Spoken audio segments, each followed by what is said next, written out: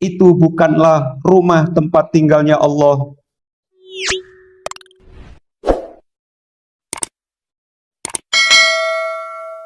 Ka'bah adalah sebuah bangunan kotak segi empat yang tersusun dari batu yang dikehendaki oleh Allah sebagai titik pusaran saat hamba-hambanya melakukan ibadah tawaf atas perintahnya, dan juga sebagai titik kiblat untuk menghadap saat hamba-hambanya melakukan ibadah sholat atas perintahnya.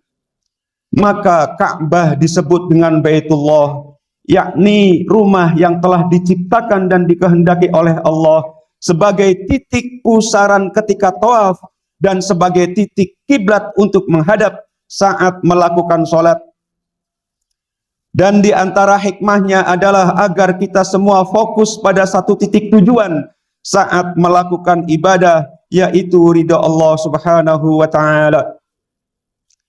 Begitu juga dengan masjid dan musola yang ada di atas bumi ini disebut dengan Baitullah, yakni rumah yang dijadikan sebagai tempat beribadah kepada Allah. Maka makna yang dimaksud dari Baitullah itu bukanlah rumah tempat tinggalnya Allah.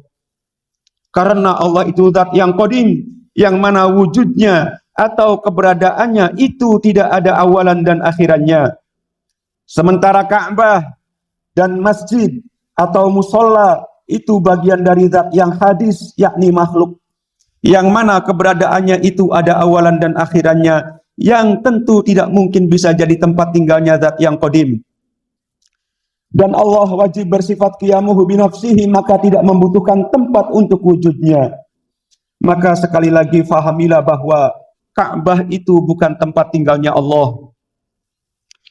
Dan lebih jelasnya pelajarilah ilmu tauhid dan fahamilah dengan sebenar-benarnya faham agar tidak salah dalam berakidah. Maha besar Allah yang telah menjadikan Baitullah Ka'bah sebagai rumah yang agung, yang berdiri kokoh dan tidak ada yang bisa meruntuhkannya kecuali atas kehendaknya. Allahu Akbar.